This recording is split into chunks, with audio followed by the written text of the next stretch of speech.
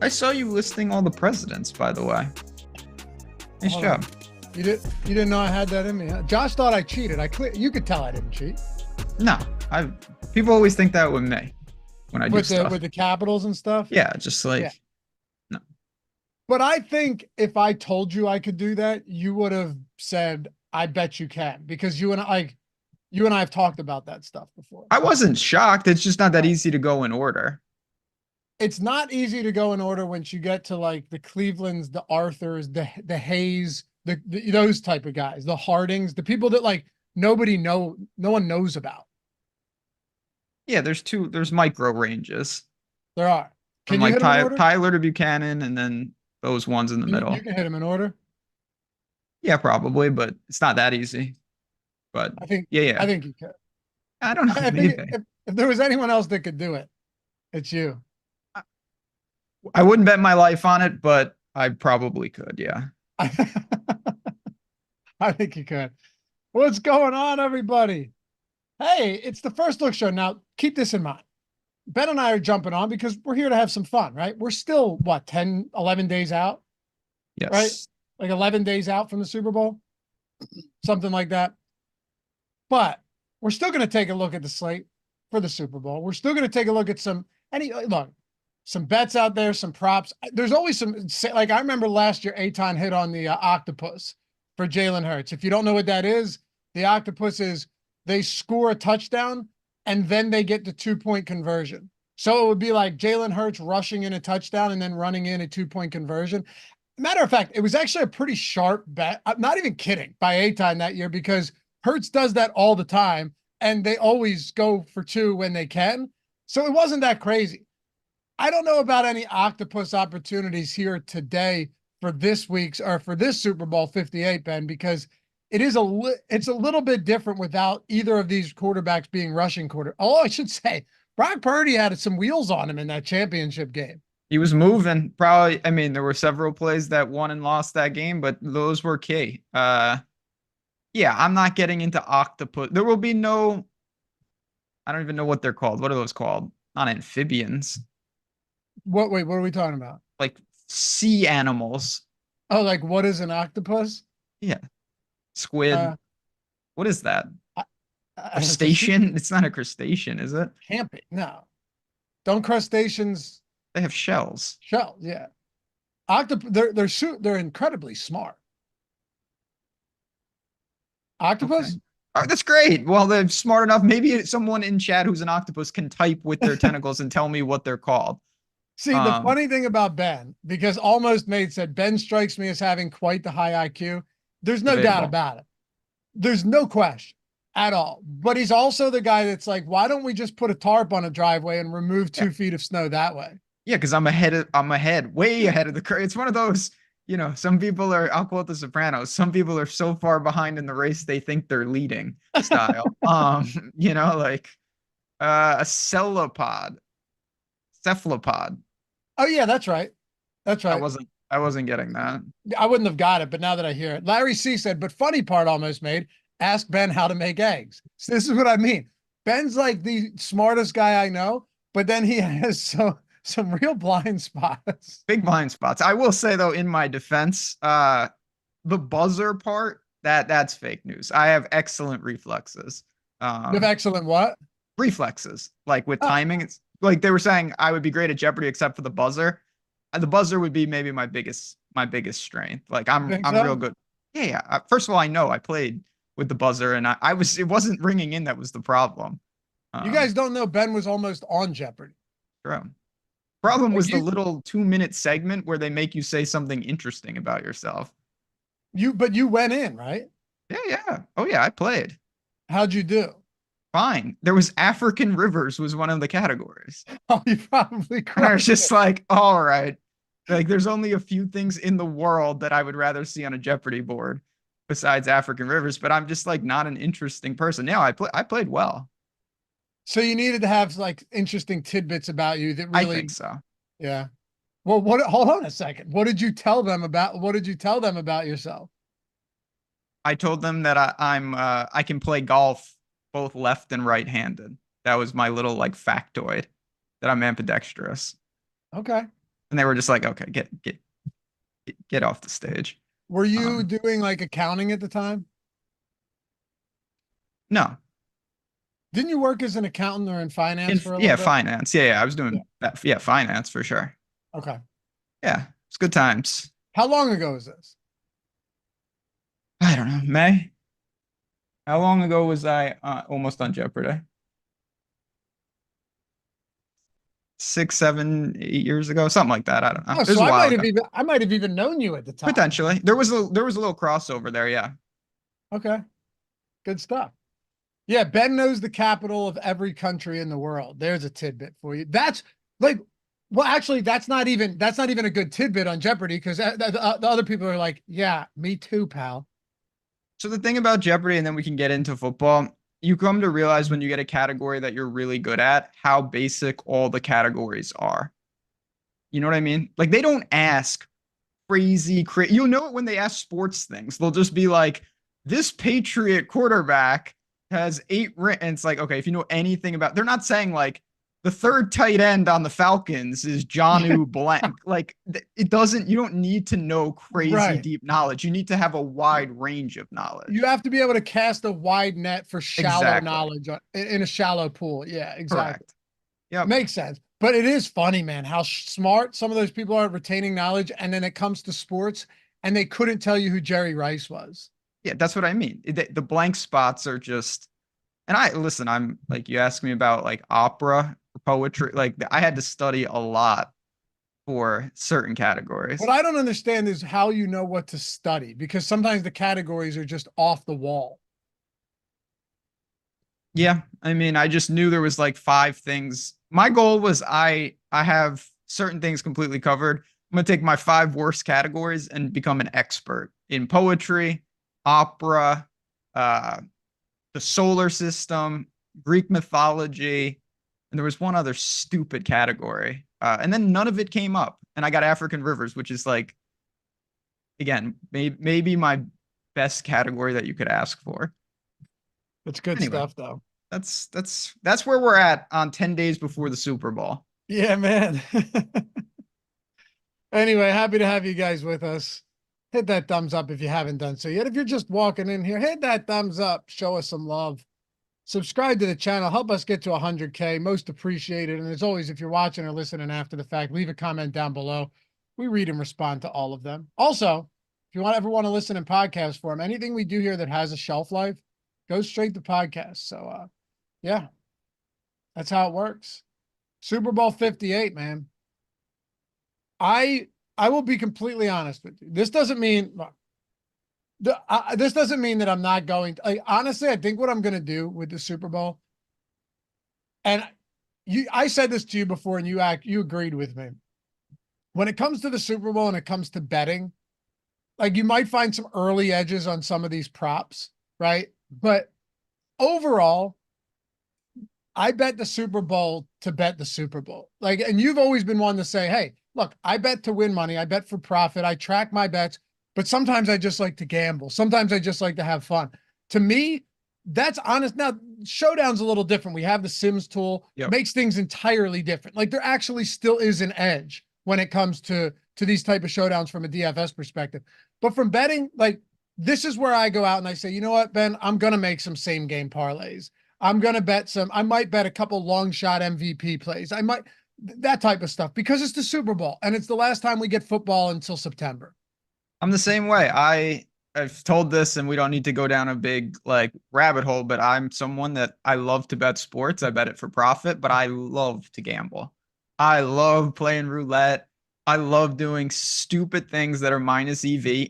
And it's fine because I know going into it, that's what I'm doing. And with the Super Bowl, I'll have a mix of both. Like I'm absolutely going to pick off some quality lines off OddsShopper and place those bets. And if I think there's some angles on it, sure. But I'm also definitely going to have like first touchdown score, second touchdown score, third, like just because it's a fun, awesome game. You're usually watching it with people. You're hanging out. I think it's a great time to have a little of both. And I'm obviously going to grind Showdown like I normally would. And it's a fascinating game. So I think you can get the best of both worlds. And that's definitely how I'm approaching the Super Bowl. So the most fun bet I ever won, Like, do you have a bet that you won that was fun? Do you know what I mean? Like, it was one where you never thought it would win. I'll tell you what mine was. Yeah, And Michigan State last night. this is before betting was even legal in PA, right? So I was on like Bovada or something. And it was Safety first points. no, even better. So remember the Patriots Rams 13-3 Super Bowl? I do. I was in Was it Florida like for that. 6 years ago or something? Yep. Tom Brady first pass attempt interception at 70-1. That's fun. That's fun. And it hit. His first pass of the game was an interception. Like, I just sat down. Yeah. And he got picked off. That's fun. Am I betting that with any expectation to win? Of course not. Of course not. Slime Shawty, 10 games for NBA today, and we're talking about the Super Bowl. Brother, they just did an hour-long NBA show. You're more than welcome to go watch that. But yes, we're talking about the Super Bowl because why would we not? Do you have one that do you guys have a bet that like you look back on and you go, man, that was like no way I should have won that. No expectations. That was awesome. I mean, I got a lot of those, but I'm not sure any are Super Bowl related. But I bet if I asked you all of the ones that you should have won and you lost that were horrible beats, you'd remember all of them. Yeah, I got a lot of them too. Also not overly Super Bowl related, but you should have seen Morocco yesterday trying to put the ball in the back of the net in the African Cup of Nations. That comes to my mind right off the bat. Doesn't really fit this show. But honestly, I think it speaks to what you're saying, why I don't have those answers. Because when I bet the Super Bowl, I'm kicking back, I'm having some fun, and just I'm not gonna be tilting you build those parlays and you hope you get a sweat out of it. I mean, of all the Super Bowls, I've also had like 10 years wiped away because I hate the Patriots so much that I can't bet those games rationally. So like you're only asking me like 6 different Super Bowls. The first Tampa, I grew up a Tampa fan. Those are probably my most memorable Super Bowl bets when they smashed the Raiders. Now I was pretty young. But at the time that was as intense as I've ever been for a Super Bowl. You've been betting sports for a while. Yeah, those were good times. Love that team. Love that team. They Got my should Warren just rock Sapp jersey right in the closet. They should rock the creamsicle jerseys. Obviously. Wow, Obviously should rock the creamsicle jerseys. might be the best jerseys ever. Yeah, they're up there. I was just going through like some I think the Eagles, I'm a big fan of the Kelly Green. Oh, it's beautiful, man. Really nice. Kelly Green, Chargers powder blue. I don't even care if I'm going chalky here. Yeah. Oh, the Falcons have some sick throwbacks. The red ones? Yeah. Oh, and you know what else? I know you hate them. Patriots throwback is a sick jersey. Yeah, I don't. Let me give you maybe the best helmet jersey combo up there with Kelly Green, up there with the creamsicles. The Houston Oilers.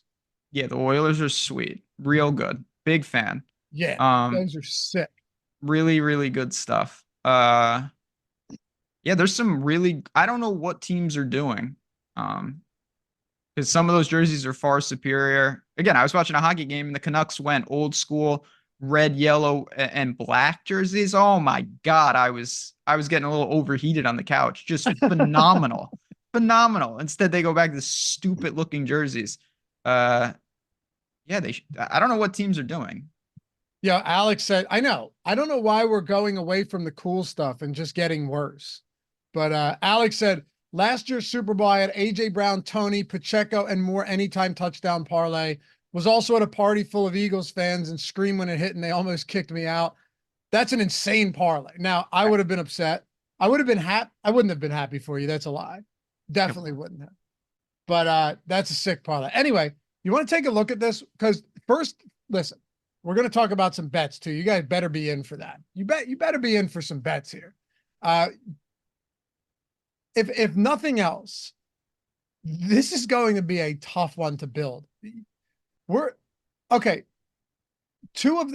the teams that was the hardest to stack, like full stack all year, was this Niners team, right? Like, not an easy team to stack. The Eagles of being another one of them with like Hurts, Devontae Smith, and Brown, and some even Goddard was relatively expensive. I'd say there were really only like 5 teams where stacking them became a real issue, right? This Niners team is one of them.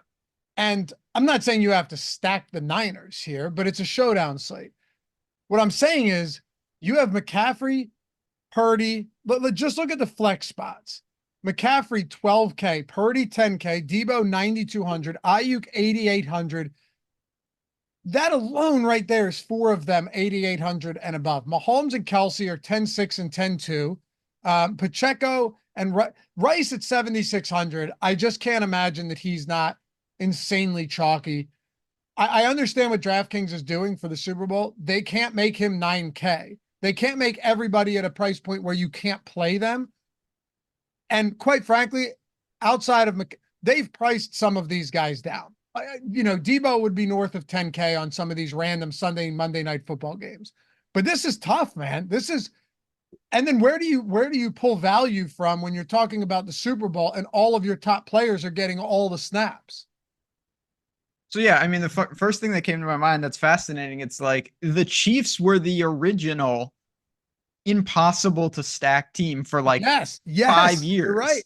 Like, and then they regressed a little bit, and the Niners took that spot of like, I want to play all of them, but they have 5 different weapons and you can't. So getting the best of both of them is a fascinating exercise here. Obviously, with contests this big and Showdown, every combination and then some is going to be on the table. But they have to make it pretty appealing because there's so many casual people that are going to throw in lineups. They don't want people to have to play. Who's Jake Tongs? Jake Tongs is on the slate. Shout out to Jake. Did you just scroll towards the bottom? Yeah, who the hell is that? You don't know Jake Tongs? No, I don't. You don't know Jake Tongies? Tongies. The team man, Mr. T. Yeah, so like they're gonna make it reasonable, but at the same time, there's so many good players. They couldn't make it stupid. And they obviously had to price these guys up. And immediately when you build, like, I'm just clicking buttons, just fooling around. You put McCaffrey in the captain spot, $18,000. It's tough. I'm telling you right now, Kyle Juszczyk is going to be popular at 800. Have you seen his wife, by the way? Well, she's everywhere because she designs those jackets. Jeepers creepers. Willie Snead is on one of these teams. Hold on a second. Okay, I was trying to get over that. Go ahead, go back. I mean, that's a handsome fella right there, but boy, did he strike some gold. Yeah, NFL players, they do quite well. Some of them, I'm mildly disappointed. I saw Juszczyk's girl. I said, my God. Kyle Juszczyk is living his best life, and he probably would. I mean, for a guy, I will say, for a guy that, you're talking about on the year, he's got 6 carries for 9 yards. I feel like he factors into like 40% of slates somehow. It's kind of crazy. Yeah. He's also on the field a lot. Yes. Like he played 61% of snaps in the championship game. A lot of that's just blocking, most of it, but he's out there. And then you have to take a look at some of the, Chris Conley played 12 snaps. McLeod played 5. Ronnie Bell hasn't seen the field, so that's a wrap. Like you're not playing Ronnie Bell in the Super Bowl. Ayuk played 85. I would assume that, look, in the Super Bowl now, Debo, who played 77% last week, coming off a shoulder injury, he's got 2 weeks to fully recover from it. You're getting around 90% of snaps from Debo as well. Slim pickings once you get past these guys. No doubt. But it's also a slate where, and it's not to say it's not different than any other Showdown slate, but even more so. Like, if you have a guy who's on the field, there's a justification for, like, Richie James. He's going to probably get 0. But if he's on the field, if you get one target, like, there are going to be teams that I make where I'm just like, I'm taking a 0, basically, and I need to get ridiculously lucky. You're going to be able to do crazy stuff on this slate And if you want to be even remotely unique, probably is out the window. But if you want to minimize dupes, you're going to have to be pretty unique. Yeah, I mean, I guess that's one of the questions is, okay, so use check. Let's just take a look all the way at the bottom for a second, okay? Okay. Like what? I can't imagine you're going to be playing a whole lot of Matt Bushman. Am I correct? Isaiah with a Z, Gathings. These guys, yeah, some of them are made up. Why did the Chiefs carry 7 tight ends? I'm just wondering that. Don't know. I mean, Charlie Warner for the 49ers played 17% of snaps last game, 16 before that. That's cool. Charlie Warner. Yeah, Charlie Warner, he's $2,000. What I'm getting at here, 200. What I'm saying is like, okay, so use check is 800. Clyde Edwards-Helaire is 1,200. He's not going to touch the ball much, but people will click his name because you kind of have to, right? Yep. Richie James, yep. Richie James saw a target against Baltimore in the championship. People are going to notice that, right? They're going to see that and they're going to go, okay, Richie James played 21% of snaps. Maybe he does something. Also, maybe he does something in the return game. He's $400. MVS. What's he priced at? I mean, he's a little more, but like coming off a game, which is hilarious because he had 2 catches, but like for everyone, it was like, oh, MVS had a big game. He's $3,000. He's going to be straight popular. Right. Yeah. And Elijah Mitchell would have had 0 carries last game. I know he had 4 and a touchdown. To me, I see no reason to get to Elijah. Here's why. I know you watched that game. For those of you guys that did watch the game, you know where I'm going with this. The only reason he had the goal line look was because McCaffrey took himself off the field. He fell on his head. Yep. He got slammed on his head after that big run. Literally took himself off the field. Mitchell scored on the very next play. The other 3 attempts were with 45 seconds left. Lions had 2 timeouts, and Mitchell got 3 straight rushing attempts into the line just to chew the clock down and grind out the game. Those were his only opportunities in the game. Okay. Again, this show, we're doing a little of everything. So I got 2 things to say. One, that sequence got our man Steve Buzzard the Millie. So we got to shout him out. It was, I can't believe, and when Brock Purdy kneeled, yeah, if he had kneeled for 1 more yard, back 1 more yard, because it wasn't your normal kneel, they had to still chew a second or 2 off the clock. If 1 more yard, he would have finished with the exact same score as like several other people who had a different lineup and would have ended up chopping like 4 or 5 ways. Yep. Insane hold. But yeah, anytime we win $1 million around here, obviously we got to shut it out. Now, 2, we're not doing goblins this week, but allow me just to rant for a second. Why in God's name is the strategy to run into the line like that when you're trying to ice the game? What is that? I do not understand that. That is one of the dumbest things I've ever seen. What would you suggest as the alternative? Okay, it's pretty simple. You get the ball in shotgun and you give it to the running back and you tell him to run left or right or backwards.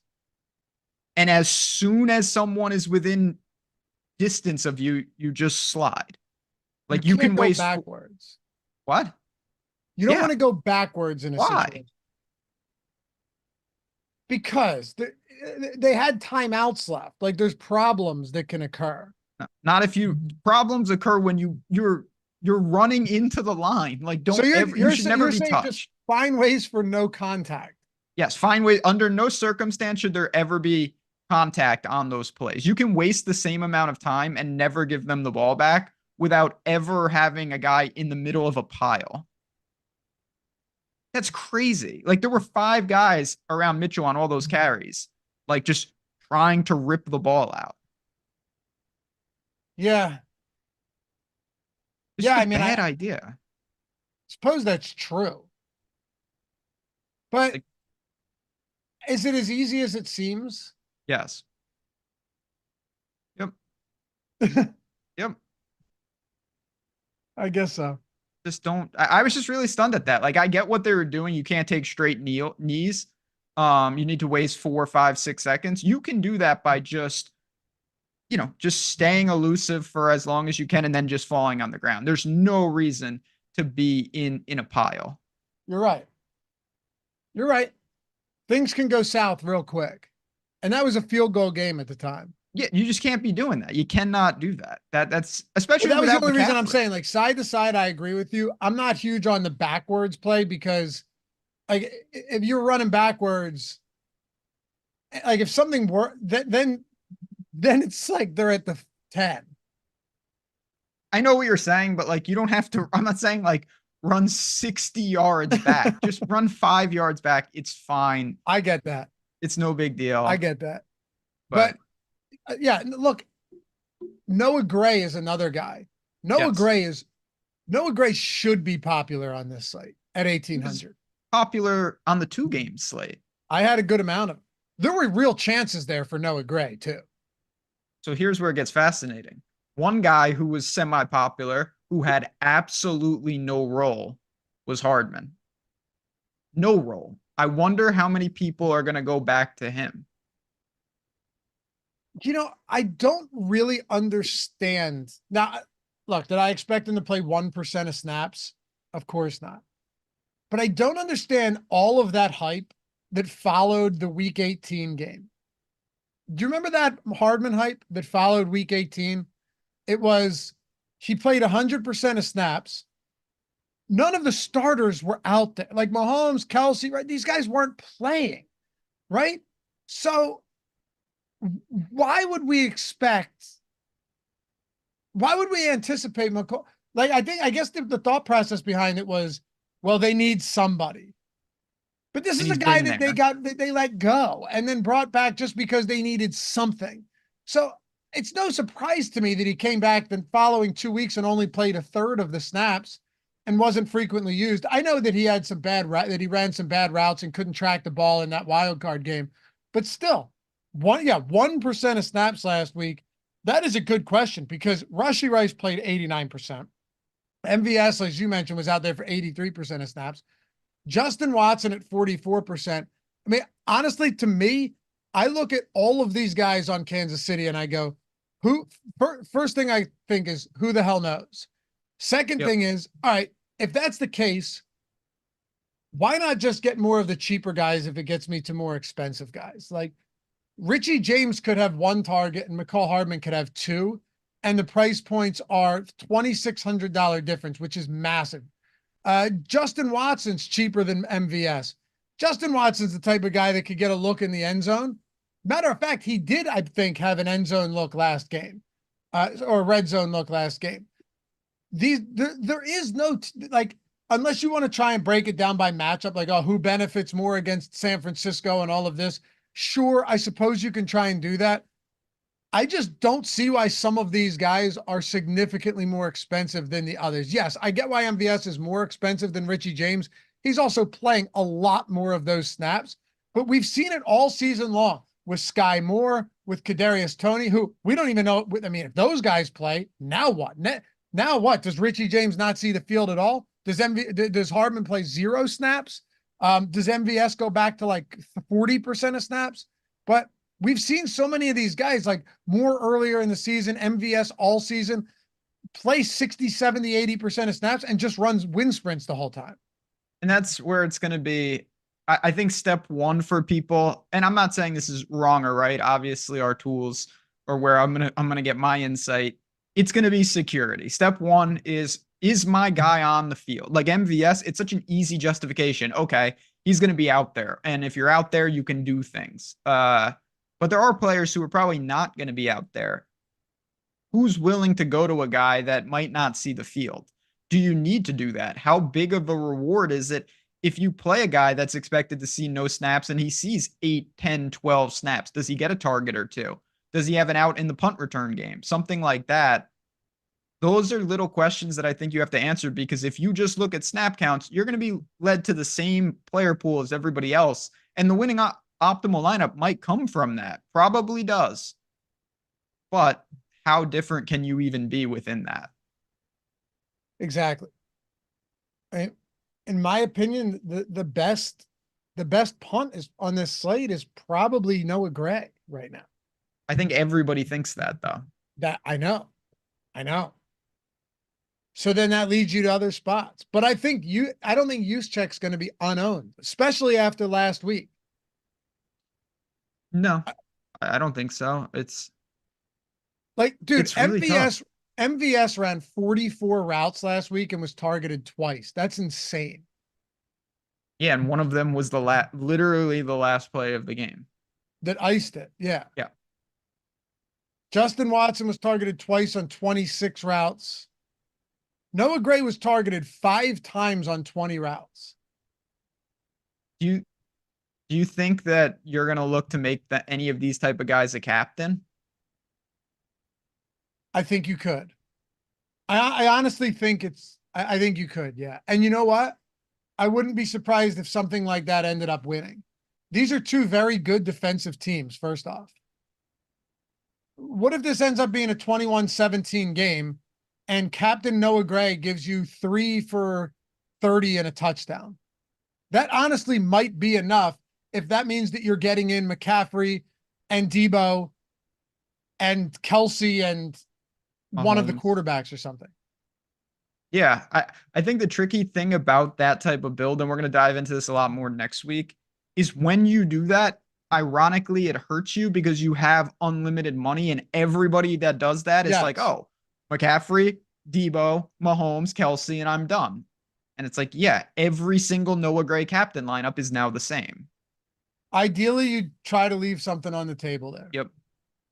Which gets, yeah, absolutely. That's how you get different. But then it gets dicey because it's like, I need Noah Gray not just to perform points per dollar. I need raw points out of my captain. Yeah, and that's the problem too. Is you're right. You might have Noah Gray as a 0.8% captain, 0.8% owned captain, but then how many out of that 0.8%? Which, by the way, 0.8% among a contest that has 4,000 teams. Yeah, that has 470,000. 0.8 is still a decent amount when a lot of those guys are making the exact same lineup. Yeah, that's like 4,000 lineups. Yeah. And you can't be captaining a guy that's live for like a real zero. No. Like I can't be captaining Richie. Maybe, I don't know. Could you? 3 punt returns for a touchdown. Right. Could you do something wild like that?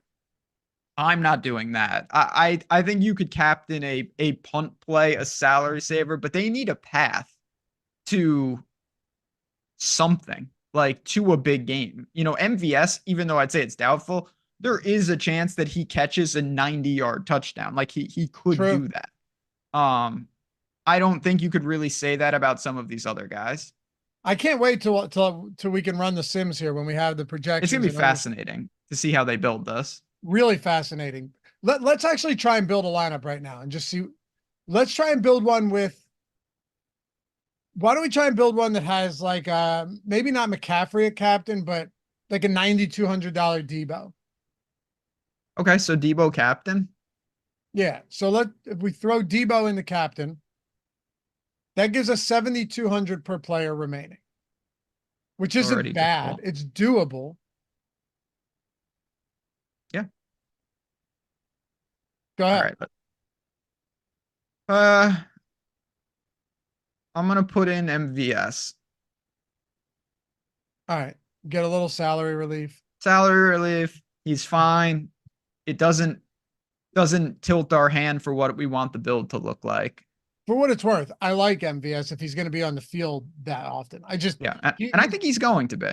He will. He should. Even if Moore and Tony are back, I don't think we saw what Tony saying. I don't think they want to use Kadarius. I don't think they're going to.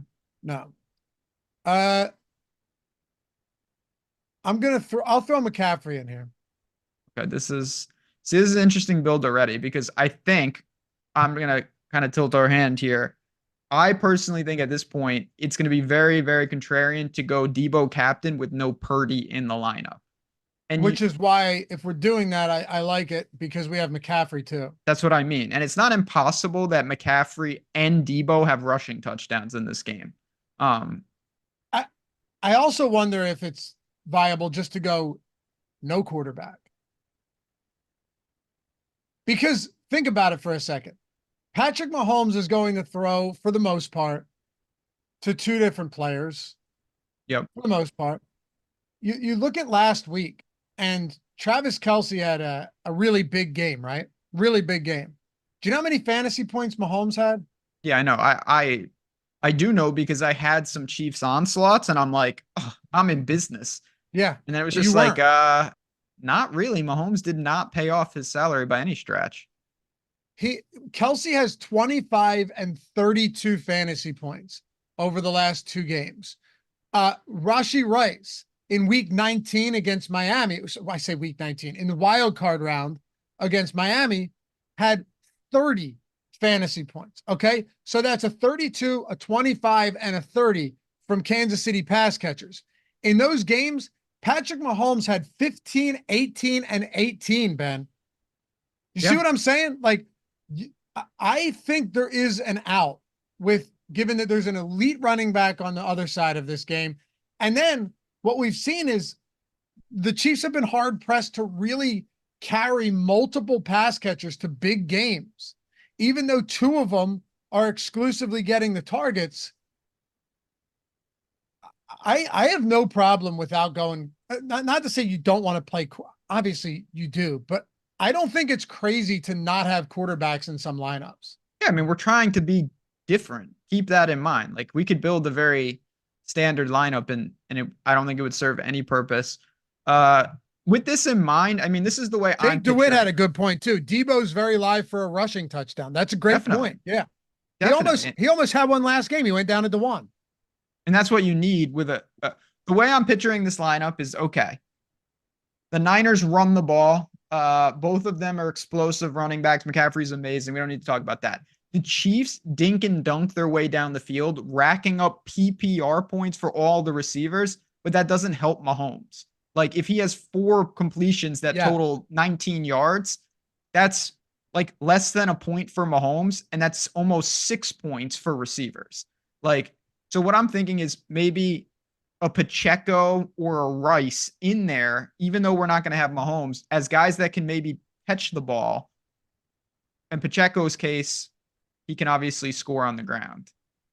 I like that. I mean, really, if you put Pacheco in there. Yeah, put Pacheco in. And I put Kelce in there. Okay. Also, field goal kickers in this game are very, very, very viable despite the price points. Yeah, I actually had on my screen, and we can fiddle around with this. I had Butker and Rice in there with Pacheco, and it worked. Really? Yeah. Yeah, that's not bad at all. Because then if you're doing something like this and you go Kelce and Pacheco, then you're pretty much funneled into. There's no one down. You're like probably gonna Watson have to go like you're going to another Kansas City pass catcher, or you're going to Kyle Juszczyk. I personally like Butker in there because, say again, it starts to make sense. I'm not saying this is going to happen, but Chiefs move the ball all the way down the field, giving PPR value to all the 100%. Receivers, but they stall, and then Butker kicks. Butker has 1, 2, 3, 4, 5, 6, 7, 8, 9 double-digit fantasy point games this year.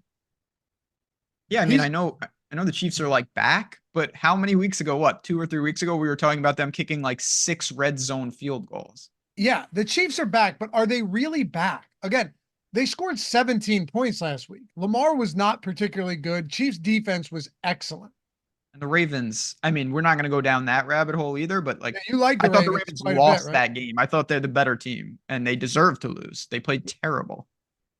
Lamar made one of the coolest plays I've ever seen in my life. It was cool.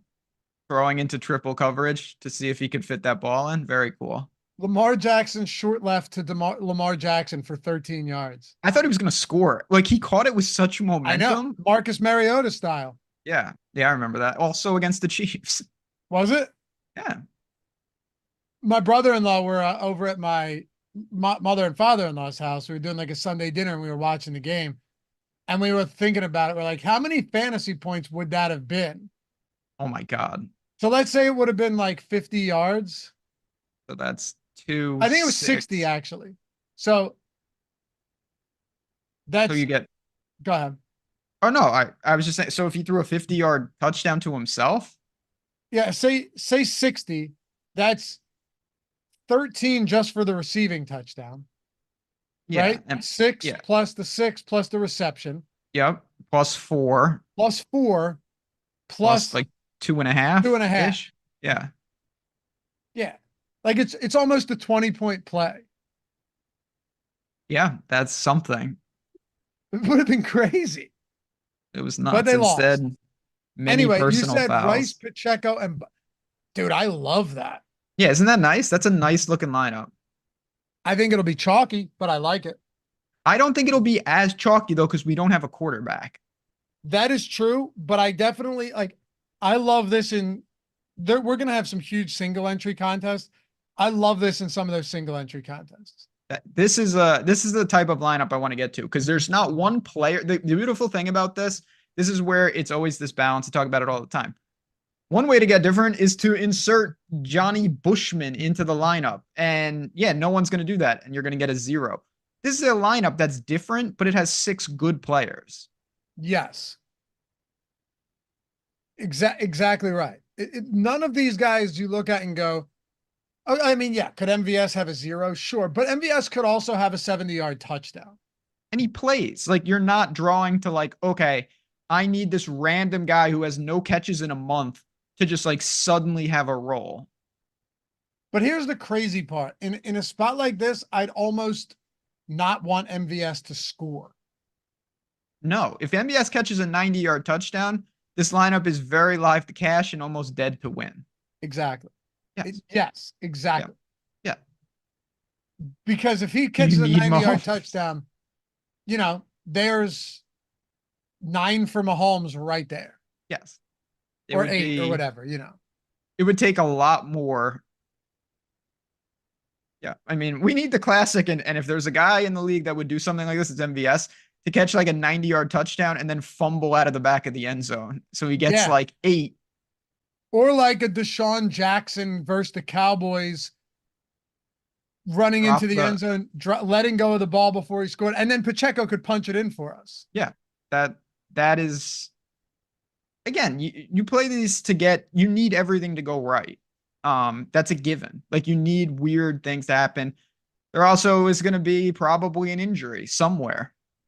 Like, all it takes is one skill position player to go down, and suddenly somebody now is in a huge advantageous position. Ultimately, these type of lineups are still live to win. Yes. Very much so.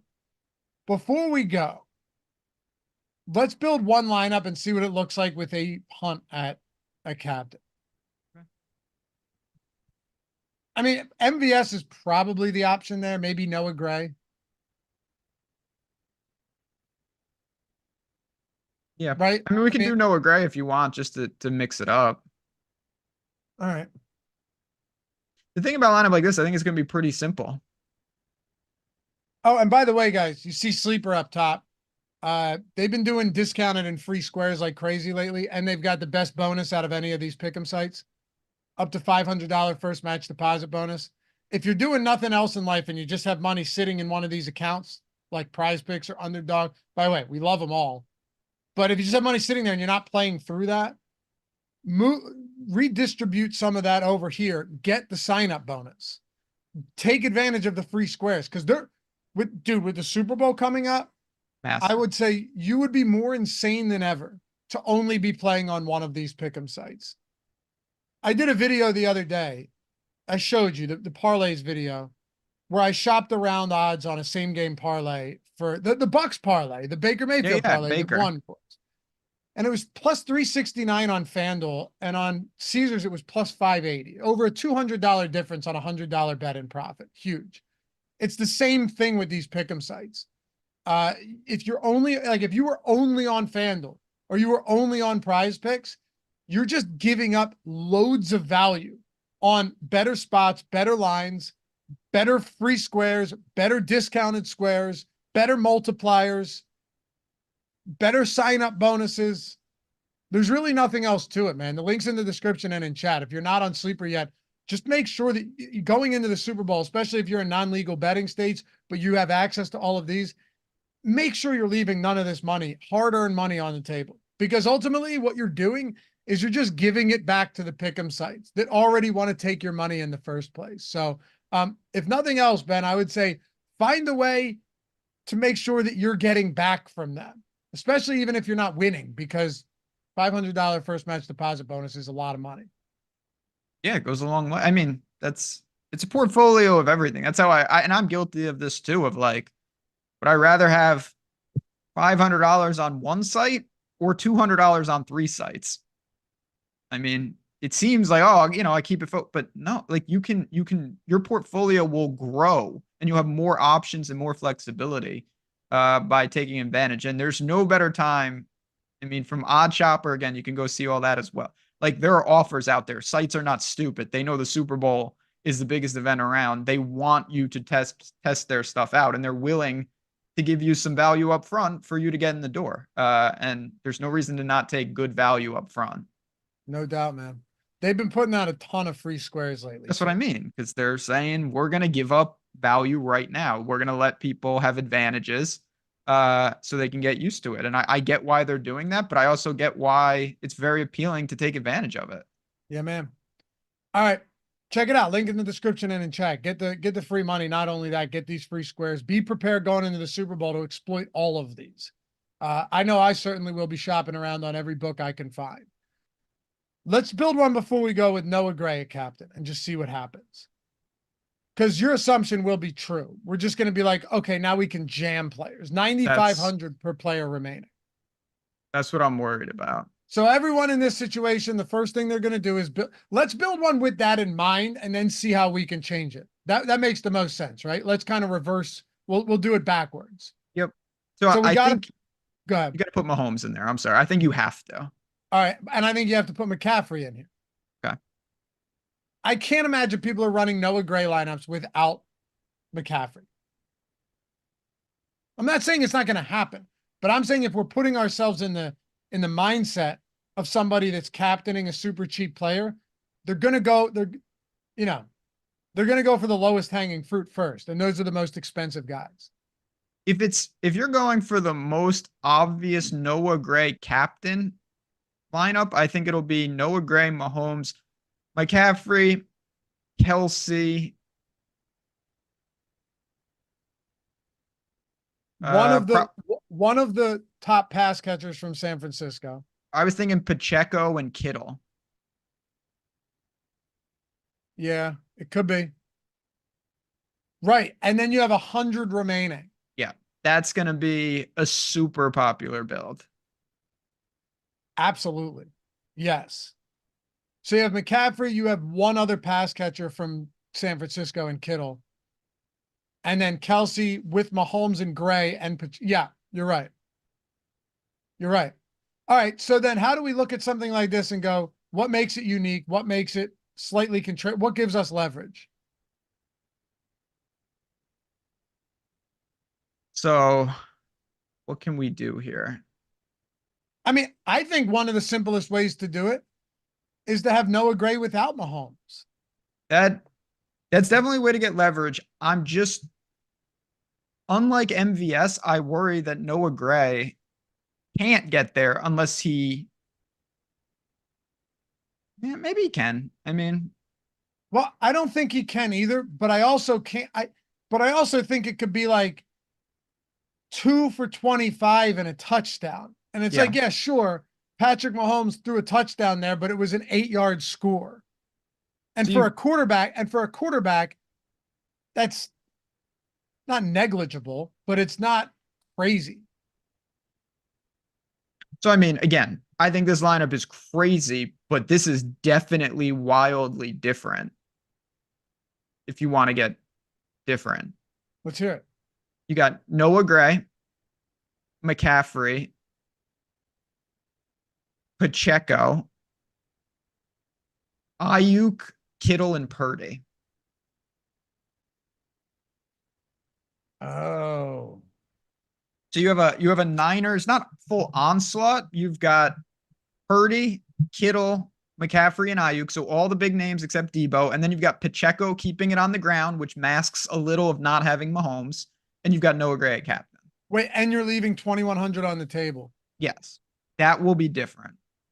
I don't hate that at all. As a matter of fact, you could go Debo there too, and still You could go leave Debo almost there. 2,000 on the table. You can go Debo. You can't go over Kittle, but you can go Debo over Ayuk. That's what I mean. Yeah, yeah. Yep. Everyone's going to be upgrading that Ayuk or Debo to Kelsey there or Mahomes. 100%. That's what I mean. Can Ayuk outscore them on raw points with Gray as a captain? Yes. It's unlikely, but yes. That's a real interesting build. We're making progress here. And you're building that with the assumption that, like, all right, Gray scores a short touchdown, which is very possible. We've seen it before. Pacheco scores the other ones or other one. Yep. And Mahomes just gives you another like routine 15 fantasy point game. And the more Pacheco scores, it helps box that out.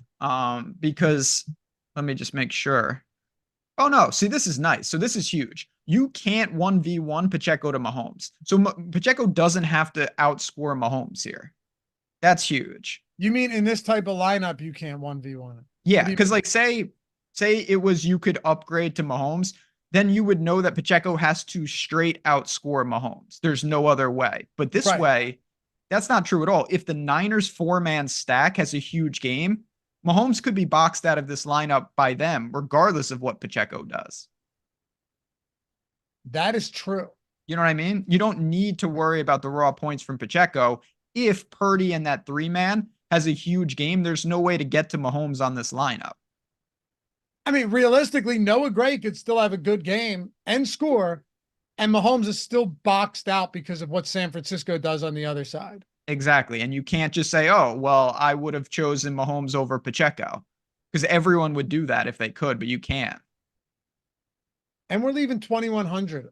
You know, the more I went into this because I hadn't even looked at anything until I came on the show with you. I assume you're the same way. No, yeah, I didn't look at anything. It's a lot more fun that way, right?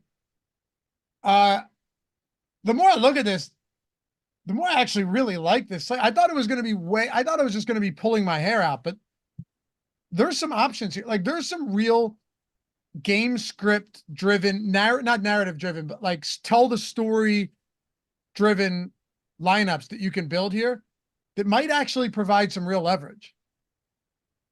Yeah, I mean, I'm more excited than I was just an hour ago, just clicking around here, just because I do think there's some really cool builds within that. I like this type of showdown. That's why I love I think the Sims captured these type of scenarios really well, where you can kind of customize what you're thinking, what you're scripting. Same with lineup generator, honestly. So I'm gonna dig into it. This is just a cursory look, but I kind of like what we're doing here. Sandra asked, so with that lineup, Watson or Gray? Well, that's the interesting thing about this, because it could be Noah Gray, it could be Watson. Yeah, that no real difference there. It could be, I mean, honestly, if you wanted to go crazy and play Hardman and just think maybe he gets on the field more, fine. But this is more so just the concept, Ben, than it is the lineup itself. Like it's the concept of having a cheap guy up top. Are there ways to get unique and really different without being stupid? I would say the answer is a resounding yes, just from the 5 minutes we spent on it right now.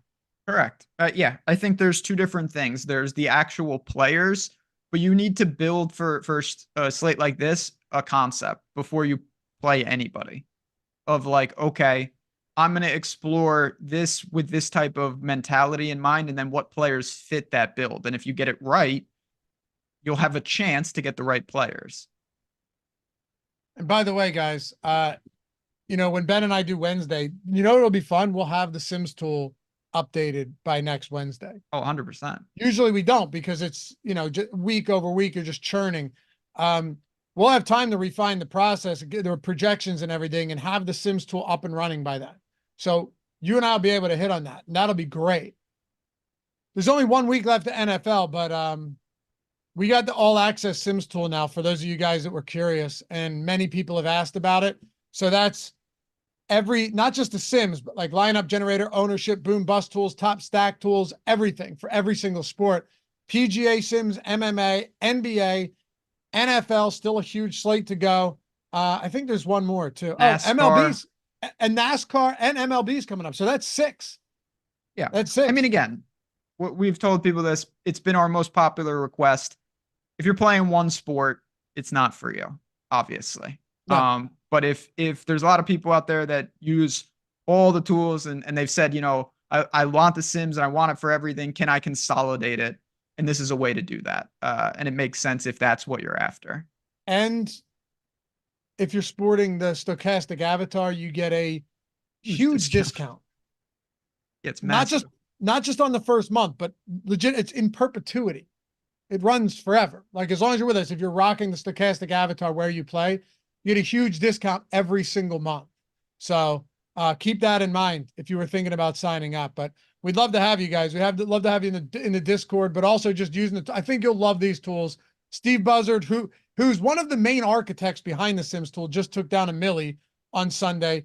Tommy, who runs our written team, just took down 113K on NFL just by pressing 3 buttons. He said it himself, just factory settings. Eric Lindquist just won 30K last week. Greg's up like $250,000 on the season for NBA. Good times. So check it out if you haven't done so yet. Guys, I know it's still 11 days till the game, but I appreciate those of you who hung out with us today and all season. Ben and I will be back for the final first look show of the year before we go into hibernation for the off season. I mean, we'll be around doing stuff, but yeah, I'll be busier. March Madness is coming. Yeah, man. Yeah, man.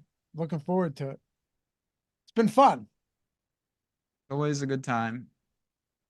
Now let me hear you rattle off the presidents in order. I did it on the NBA strategy show. I felt the pressure. Fine. Washington, Adams, Jefferson, Madison, Monroe, the other Adams, Jackson, Van Buren, Harrison, Tyler, yep, Polk, Taylor, Phil Moore. Yep. All right, this is where it gets a little weird. You got Pierce, I think. Yeah, just a straight out. So his son died in a train accident. He's the only person that died. Train accident. Yeah, I didn't know that. Him, his wife, and his son were on a train. It crashed, and I think I learned this one from Shane Gillis and Louis, but Louis C.K. And the only person that died was his son. So he just spent his entire time in office drinking his life away and did nothing. Okay, don't freeze me out here, by the way. No. Okay, I'm sorry. So Taylor, Fillmore, Pierce. Buchanan. Yep. Okay, then we got, now I'm going to be in a group. You've got Lincoln, you've got Johnson, you've got Grant, you've got Hayes. Yep. Okay, now you got the Garfield. Nope. Wait. Yes.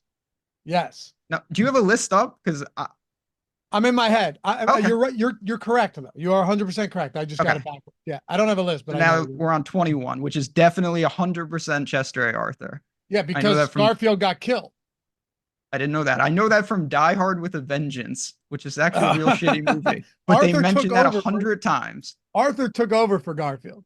Okay, now you've got Cleveland. Yep. Then you've got Harrison in the middle, and then you have Cleveland again. Yep. Okay, we're almost to normal times now. You've got McKinley. Yep. So first Roosevelt, Teddy. Taft. Yeah. I knew Wilson. Yep. Harding, Coolidge, Hoover. Yep. Roosevelt. Yep. Truman, Eisenhower, Kennedy. Yep. Johnson. Nixon, Ford, Carter, Reagan, Bush, Clinton, Bush, Obama, Trump, and Mr. Biden. I knew you'd get it. I knew Let's you'd go. get it, man. Let's go. Good stuff. That was quick. That was solid. I was nervous. I know when I do it, if I do it in my head, I can run through them. But then when you get put on the spot, if I typed them, I could do it a lot like easier. I know you get the nerves come out a little bit. It happened to me too. Yeah, I was nervous. All right. That makes me feel good. I still have a little in the tank. Who are the 4 presidents to be shot and killed while in office? Kennedy. Yeah. Obviously Lincoln. Yeah. McKinley. Yeah. What's the idiot who gave the speech? What do you mean? Harrison? No, I just gave it to you. Garfield. Oh, yeah, you just told me that. You see, that's where the balance is. Like, I can rattle off all the presidents, but I don't listen. Dude, Roosevelt was the one giving the speech. He was not an idiot. Roosevelt was the man.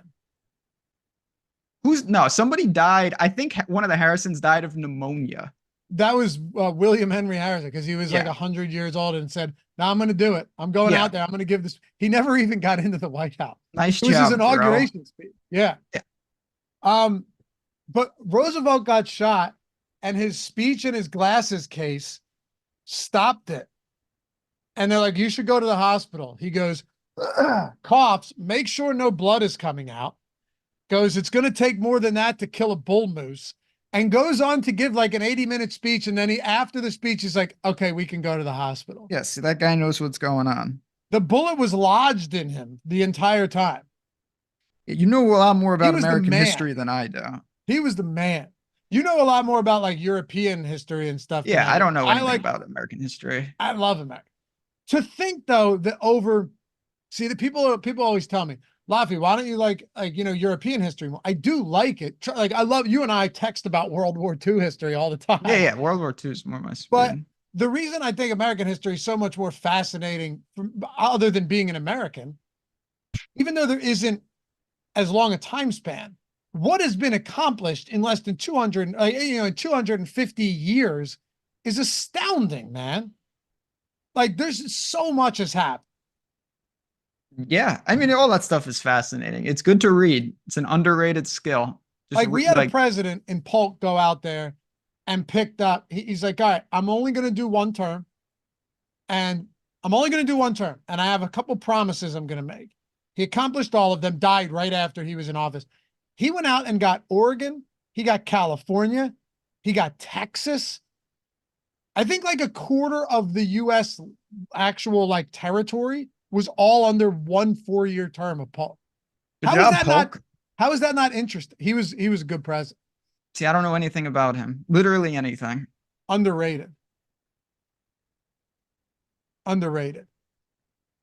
Can you please answer some questions from the chat? You got questions? When will the DraftKings Showdown lineup generator be available for the Super Bowl? Next week. I can week. check on that. Yeah. No, it'll be like early next week. Yeah, it'll be up. Yeah, early next week. Any other brain busters? No. It's good work. I'll give you some trivia, sure. No. I don't have time for trivia. You're killing me. I used all my energy to name those damn presidents. I'm impressed. I'm impressed, but I'm not surprised. Do you know what I mean? I mean, I know I can do it, but it's not. So that's the last thing I'm going to say. And this is true of me and anyone else who watches Jeopardy. You watch people and you're like, what a moron. How do you not know that?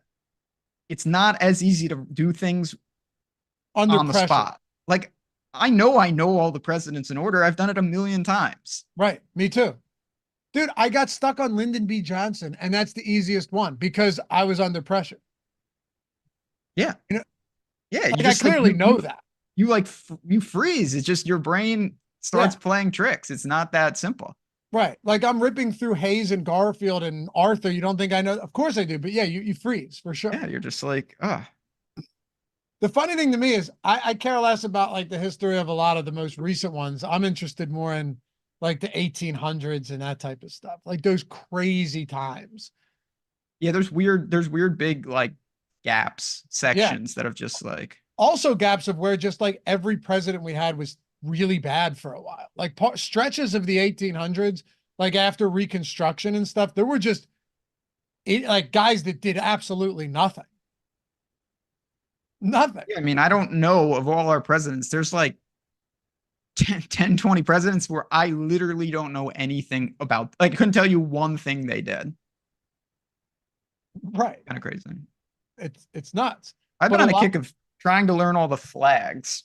Wait, do you know all the vice presidents? No, are you kidding me? No. No, me neither. I barely know any of them. I know the country's capitals. It would have been easier if, like, remember the first few was, oh, the vice president becomes the that would have been way easier. You just go in order. Yeah, but no, that's. I probably tried to study that once, but I don't think I got too far in it. Yeah. But anyway, nope. That's all I got. Flags. So what you mean, like looking at them and knowing what they are? Yeah, like if you showed me a flag, a random country flag, I would be able to. I mean, I should. I would hope. All right, Jordan. Before we go, pull up a crazy obscure country's flag and put it on the screen. This will be our way of getting out of here. Make sure it's a country when you're just like, oh, it's some like little group's flag. Do you know all of the state birds? The state birds. Ah, yes, of course. That's that's what I. Do you? No. Why would I know the state flowers? Does every state have an animal? Yeah, the Indian paintbrush. I believe that's Idaho. What do you mean? That's the state flower. Oh, do they all have an animal though? I think. They all have a motto. Did you know every state has a motto? Like, you probably don't know many of them, but like, live free or die. Like, I know that one. Who's that? New Hampshire. Yeah, right? New Hampshire. Yeah. We don't know what we're doing. Pennsylvania. Those are the only two I know. Do you actually know what Pennsylvania's is? I mean, I know it's the Keystone State, but they have a motto. I know a little of those, but no. Jordan, did you do it? All right, let's see. Angola. 100%. Is that right? Yes. Wait, does their flag have a machete on it? Yeah, they got some stuff, man. Yeah, that's crazy. All right, appreciate you guys. We'll see you back here for the next one. Next Wednesday, Ben, we'll actually do this. Yeah, I'm looking forward to it. Appreciate everyone. And yeah, it's gonna be a fun Super Bowl week. Head over to OddsShopper for the betting side. We're gonna get into a ton of betting content coming up, and we got you covered here as well. Later, guys.